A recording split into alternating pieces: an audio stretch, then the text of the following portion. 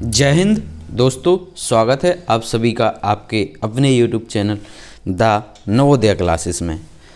और आज हम आपके लिए लाए हैं हिंदी का आज अपना ये 10वां प्रैक्टिस सेट है। ठीक है, तो आप लोगों से मुझे एक छोटी सी शिकायत है कि आप में से कई लोग वीडियोज़ को देखने तो आते हैं, ठीक है, लेकिन चैनल को सब्सक्राइब नहीं करते हैं। तो दोस्त, subscribe and like is must. ठीक है, तो सब्सक्राइब और लाइक करना ज़रूरी है। तो आप लोग आते हैं तो सब्सक्राइब भी कर लिया करें, ठीक। और अगर वीडियो अच्छी लगती है तो लाइक भी कर दिया करें, साथ में अपने दोस्तों को शेयर भी कर दिया करें। ठीक है, तो ये आज हम आपको लेकर आए हैं, हमारा हिंदी का है जो ये 10वां प्रैक्टिस सेट है। ठीक इसके बाद हम आपको स्पीडी का कराएंगे। ठीक, स्पीडी जो बुक है, स्पीडी जो प्रकाशन है, एक बहुत बढ़िया पब्लिकेशंस है। ये पहले केवल रेलवे के लिए ही अपना कंटेंट प्रोवाइड कराते थे, लेकिन पहली बार इन्होंने यूपी पुलिस के लिए भी अपनी एक बुक जारी करी है। तो हम आपको अब कल से वही कराएंगे। ठीक है, स्पीडी का कंटेंट लेके आएंगे। तो चलिए शुरू करते हैं और लेते हैं हम आप आज का अपना पहला प्रश्न। पहला प्रश्न है कि हिंदी भाषा की कितनी विख्यात बोलियां हैं। ए कह रहे हैं कि हिंदी 4, बी 10, सी 8 और डी 5। तो दोस्तों, हिंदी भाषा है जो उसकी कितनी विख्यात बोलियां हैं, तो इसका राइट आंसर है हमारा सी 8। कितनी है? 8। चलिए अगला देखते हैं। ये कह रहा है कि हिंदी भाषा का प्रथम प्रमाणिक ग्रंथ कौन सा है। हिंदी भाषा का प्रथम प्रमाणिक ग्रंथ कौन सा है। ए सतसई, वी रामलला नाहछू, सी पृथ्वीराज रासो और डी आला ऊदल। तो दोस्तों, जो हिंदी का सर्वप्रथम प्रमाणिक ग्रंथ है वो है हमारा पृथ्वीराज रासो। कौन सा है? पृथ्वीराज रासो। राइट आंसर है सी। ठीक है, और इसको किसने लिखा था? इसको लिखा था चंदवरदाई ने। किसने? चंदवरदाई ने। चंदवरदाई ने इसको लिखा है। ठीक है, और ये जो पृथ्वीराज रासो है, ये पृथ्वीराज जो चौहान थे उनके जीवन चरित्र का इसमें वर्णन किया गया है। ठीक, और ये वीर रस की सर्वश्रेष्ठ रचना है। कौन सी रस की? वीर रस की सर्वश्रेष्ठ रचना है।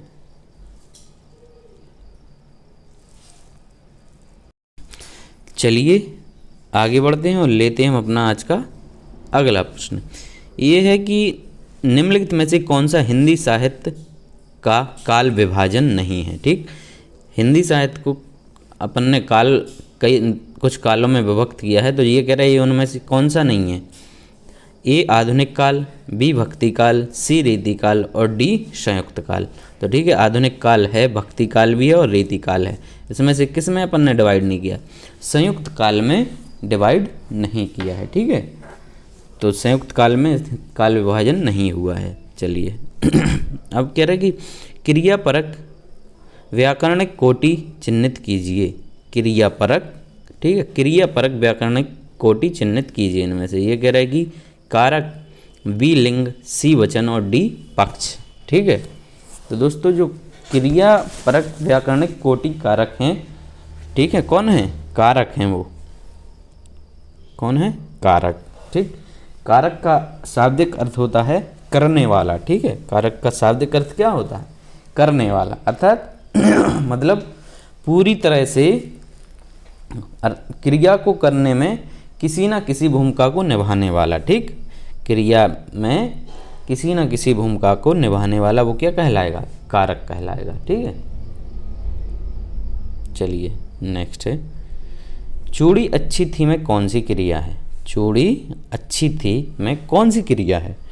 ये कह रहा है योजक क्रिया, वी अधिकार द्योतक क्रिया, सी औचित्य द्योतक क्रिया और डी अप्रत्यक्ष क्रिया। ठीक, तो चूड़ी अच्छी थी में हमारा इसका राइट आंसर है ए योजक क्रिया। ठीक है, कौन सी? ए योजक क्रिया। चलिए नेक्स्ट है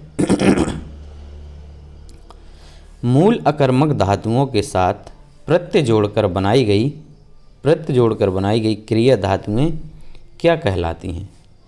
ए कह रहे हैं कि संयुक्त धातु, बी द्विकर्मक धातु, सी साधित सकर्मक धातु और डी समस्त धातु। ठीक, तो दोस्तों जो मूल अकर्मक धातुएं होती हैं उनके साथ जब हम प्रत्यय जोड़ते हैं तो सकर्मक क्रिया और हमारी प्रेरणार्थक क्रिया, ठीक है, ये बनती हैं। ठीक है, ये धातुएं बनाई जाती हैं। तो एक सकर्मक क्रिया की धातु और एक प्रेरणार्थक क्रिया की। तो यहाँ पे हो गया हमारा राइट आंसर सी, साधित सकर्मक धातुएं।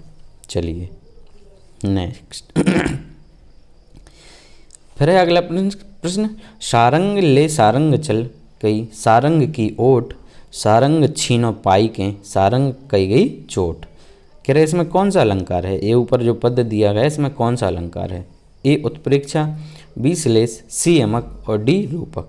तो यहाँ पे हम देख रहे हैं कि सारंग शब्द की आवृत्ति क्या हो रही है? बार बार हो रही है। ठीक, जहाँ शब्द की आवृत्ति बार बार हो और उसका अर्थ अलग हो तो वहाँ पे हमारा कौन सा अलंकार होता है? वहाँ होता है हमारा यमक अलंकार। ठीक, तो राइट आंसर क्या हो जाएगा? सी, यमक अलंकार। चलिए अब कह रहे हैं कि जुगुप्सा का स्थायी भाव किस रस से संबंधित है? ठीक, जुगुप्सा का स्थायी भाव किस रस से संबंध है?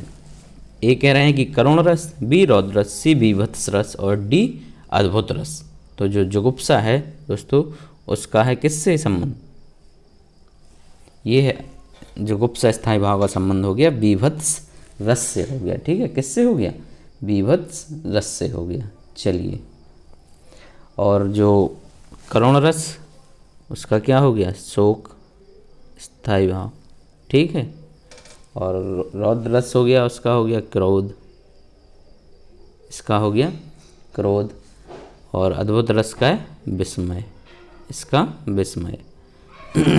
ठीक है, बीभत्स रस की एक लाइन है, हो सकता कभी आपको देखने को मिल जाए तो मैं आपको बता दे रहा हूँ कि सिर पर बैठ्यो काग, आँख दो खात निकारत, खींचत जीव ही स्यार अति आनंद और धारत, गीद जांग को खोद खोद के मांस उपारत, श्वान आगुरन काट काट के खात बिदारत। ठीक है, तो ये किसकी? ये बीभत्स रस की एक लाइन हो गई। ठीक, चलिए अगला देखते हैं। ये कह रहे निम्नलिखित में से कौन सा छंद का प्रकार नहीं है? ए दृष्टांत, बी चौपाई, सी दोहा और डी सोरठा।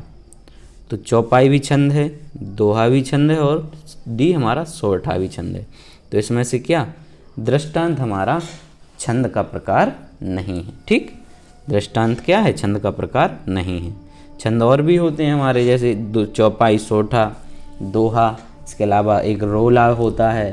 ठीक है, कुंडलियाँ होती हैं, बरबे, हरि गीत का, ये सब क्या है? हमारे छंद के प्रकार हैं। चलिए ये कह रहे हैं कि दीर्घ संधि, गुण संधि, वृद्धि संधि, यण संधि व अयादि संधि संधि के किस मूल भेद के अंतर्गत सन्निहित हैं? ठीक है, तो दोस्तों ए कह रहे हैं व्यंजन संधि, बी स्वर संधि, सी विसर्ग संधि और डी उपर्युक्त में से कोई नहीं। ठीक, तो संधि के कितने भेद होते हैं? 3 होते हैं। एक स्वर संधि, दूसरा व्यंजन संधि और तीसरा विसर्ग संधि। ठीक, फिर स्वर संधि के कितने होते हैं? 5 भेद। कौन कौन से होते हैं? एक दीर्घ संधि, दूसरा गुण संधि, तीसरा वृद्धि संधि, चौथा यण संधि और 5वां अयादि संधि। तो ये किसके भेद हो गए? ये हो गए हमारे स्वर संधि के। ठीक, तो इसमें राइट आंसर क्या है हमारा? स्वर संधि। ठीक, संधि के कितने होते हैं? 3 भेद। फिर स्वर संधि के 5 होते हैं। ठीक है, स्वर संधि के 5 होते हैं। चलिए नेक्स्ट, अब ये कह रहे प्रश्न संख्या 49 और 50 में उपयुक्त समास चिन्हित कीजिए। अब हमें इसमें समास बताना है।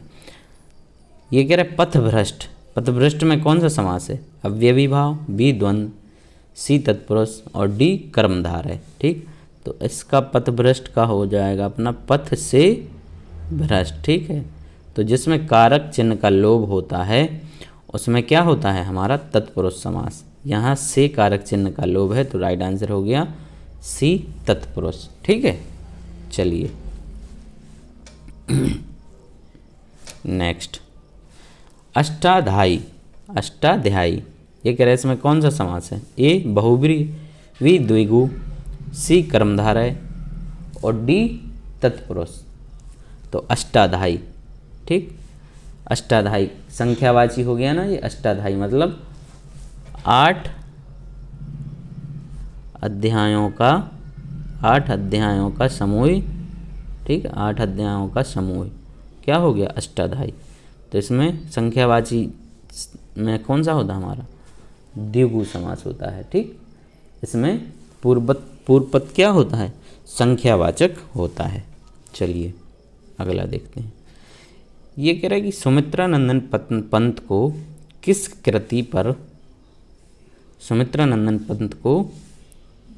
कृति पर ज्ञानपीठ पुरस्कार मिला था? ए कह रहे हैं कि स्वर्णधूलि, बी लोकायतन, सी योगवाणी और डी चिदम्बरा। ठीक, तो दोस्तों जो सुमित्रा नंदन पंत थे उनको अपनी कृति चिदम्बरा के लिए 1961 में ज्ञानपीठ पुरस्कार से नवाजा गया था। ठीक है, किससे? ज्ञानपीठ पुरस्कार से। चलिए ये कह रहा है कि ब्रज भाषा का विकास किस अपभ्रंश से हुआ है? ए शौरसेनी, बी पैसाची, सी मागधी और डी अर्धमागधी। तो दोस्तों जो ब्रज भाषा है उसका जो विकास हुआ है वो है हमारा राइट आंसर ए शौरसेनी से। किससे? शौरसेनी से। चलिए नेक्स्ट, अब कह रहे हैं कि निम्नलिखित प्रत्येक प्रश्न में 3 वाक्य दिए गए हैं, त्रुटि वाले वाक्यांश को चुनिए और उसके अनुरूप ए बी सी पर चिन्ह लगाइए। यदि वाक्य त्रुटिहीन हो तो डी, ना हो तो डी पर चिन्ह लगाना है। ठीक है, अगर कोई त्रुटि ना हो तो। चलिए पढ़ते हैं इसको और इसमें अपन को गलती ढूंढनी है कहाँ पे है।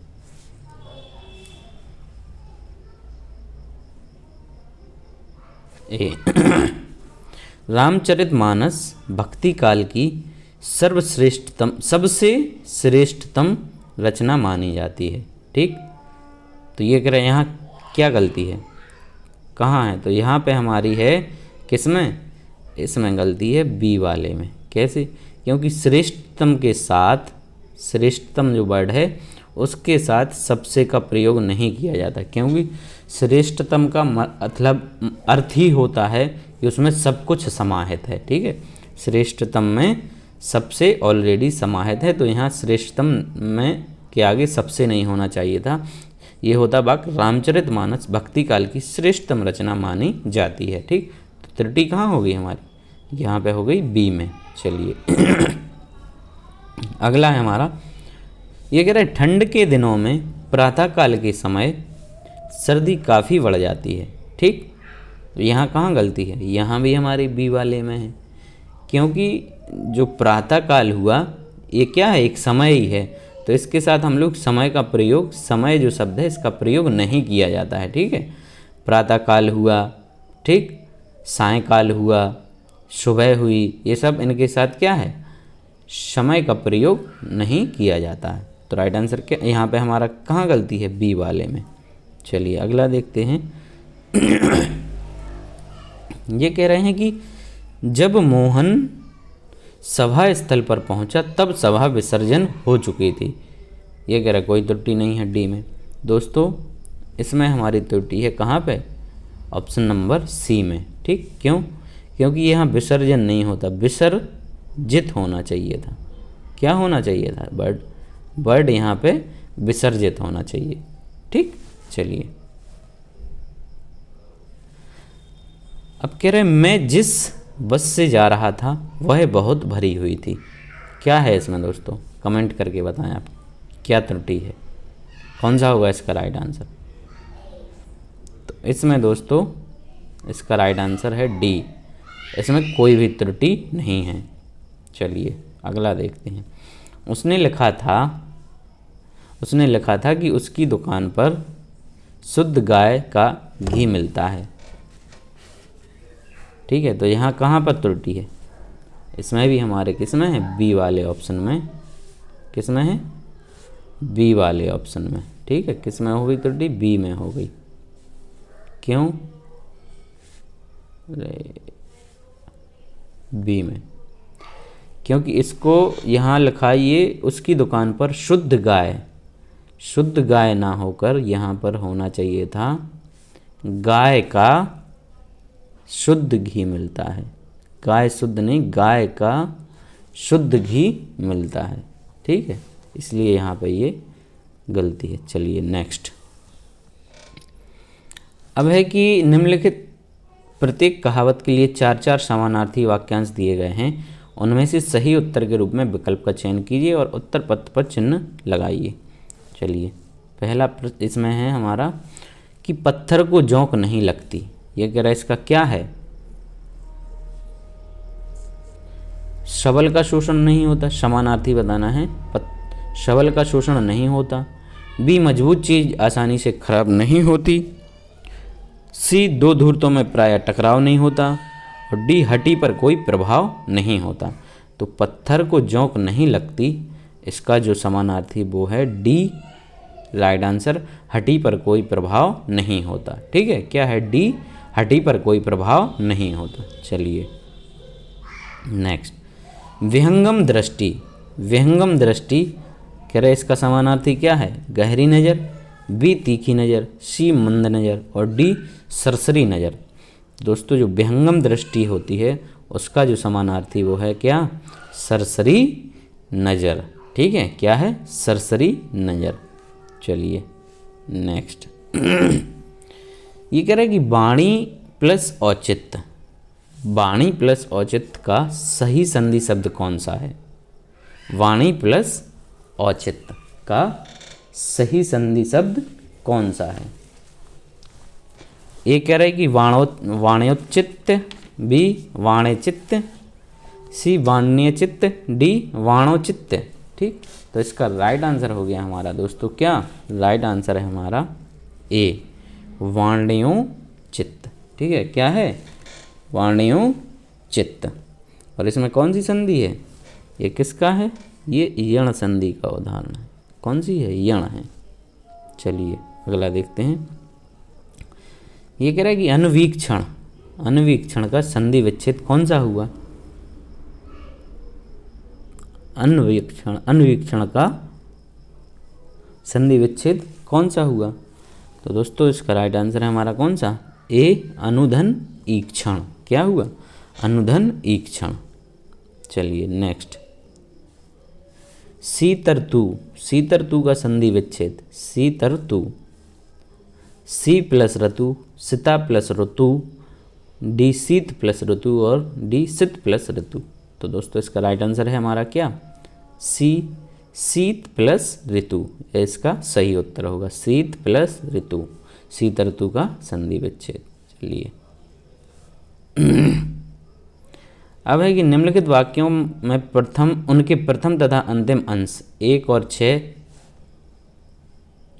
6 के अंतर्गत दिए गए हैं। बीच वाले 4 अंश या रा ला वा के अंतर्गत बिना क्रम के हैं।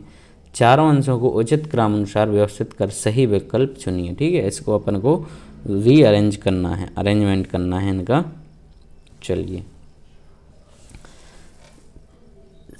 पहला है वाक्य की समय को परखने वाला।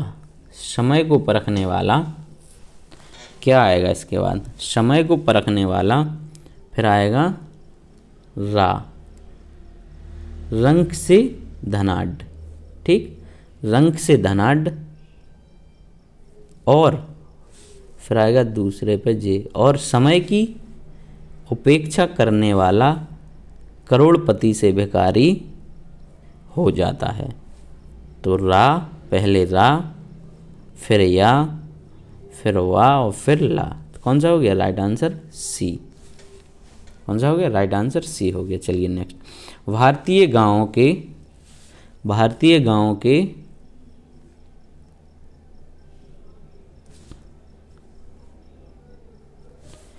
सुधार के लिए अभी भारत सरकार को और राज्य सरकारों को बहुत प्रयत्न करना होगा। ठीक, रा या वा नहीं, रा या ला और वा। राइट आंसर कौन सा हो गया? बी। चलिए अगला देखते हैं। ये कह रहा है कि समाचार पत्रों में प्रकाशित विज्ञापनों द्वारा लोग उपयोगी, आवश्यक तथा उत्तम पदार्थों से परिचित होते हैं। या, वा, रा और ला। तो राइट आंसर क्या हो गया? डी। चलिए अब कह रहे हैं कि राम सीता से सुंदर हैं। राम सीता से सुंदर है, इस वाक्य में कौन सा कारक है? ए कह रहे करण कारक, बी अपादान कारक, सी संप्रदान कारक और डी संबंध कारक। ठीक, तो राम सीता से सुंदर है, इसमें क्या की जा रही है? इस वाक्य में तुलना की जा रही है। तो जहाँ तुलना, समानता और अलगाव का भाव प्रकट हो, वहाँ पर क्या होता है? वहाँ पर होता है हमारा अपादान कारक। ठीक है, अपादान कारक, समानता, अलगाव, ठीक है, और तुलना जहाँ पे की जा रही है वहाँ कौन सा कारक होगा? अपादान कारक। चलिए नेक्स्ट, निम्न में से कौन सा व्यंजन स्पर्श संघर्षी है? स्पर्श संघर्षी, तो स्पर्श संघर्षी कौन सा होता है? हमारा चा वर्ग। ठीक है, चा वर्ग क्या होता है? स्पर्श संघर्षी व्यंजन कहलाते हैं। तो चा वर्ग में जा आ जाएगा। राइट आंसर हो गया हमारा ए।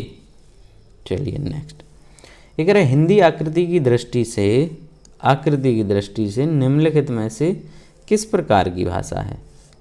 ए कह रहे प्रश्लिष्ट योगात्मक, बी आयोगात्मक, सी श्लिष्ट योगात्मक और डी अश्लिष्ट योगात्मक। तो ये क्वेश्चन पहले एक हमने टेस्ट उसका हिंदी साहित्य के कुछ प्रश्न कराए थे हमने, उसमें भी ये क्वेश्चन था, वहाँ भी हमने इसको किया है। ठीक है, तो इसका राइट आंसर है दोस्तों क्या? सी श्लिष्ट योगात्मक है। ठीक है, आकृति की दृष्टि से जो हिंदी है वो कैसी है? श्लिष्ट योगात्मक होती है। चलिए नेक्स्ट, अब कह रहे हैं कि शक्ल और जे वाला सकल, ठीक, का अर्थ क्या होता है? ए कह रहे कला और कृति, वी सन और संबत, सी संपूर्ण और अंश और डी सबल और निर्बल। तो सकल यानी संपूर्ण, सकल मनोरथ। ठीक, और ये सकल का अर्थ होता है अंश। तो यहाँ पर राइट आंसर हो गया हमारा सी, संपूर्ण और अंश। चलिए नेक्स्ट, अगर ए राकेश यहाँ आओ, ए राकेश यहाँ आओ, इस वाक्य में कौन सा कारक है? ए अधिकरण कारक, बी संबोधन कारक, सी कर्ता कारक और डी करण कारक। तो यहाँ पे क्या है? ए क्या है? ये संबोधन है। ए संबोधन, तो क्या हो गया? संबोधन कारक। राइट आंसर क्या हो गया? बी संबोधन कारक। ठीक है, तो इसी के साथ अब हमारे क्वेश्चन सारे समाप्त होते हैं। आई होप कि आपको वीडियो अच्छा लगा होगा। यदि अच्छा लगा है तो अपने दोस्तों में शेयर कीजिए, ठीक, और लाइक भी कीजिए वीडियो को। और यदि चैनल पर नए आए हैं तो चैनल को सब्सक्राइब भी कर लीजिए, ठीक है, क्योंकि आपके सपोर्ट की हमें बहुत आवश्यकता है। तो चलिए धन्यवाद, मिलते हैं। और अब आगे हम आपको स्पीडी के सारे सेट लगवाएंगे, ठीक है। Thank you.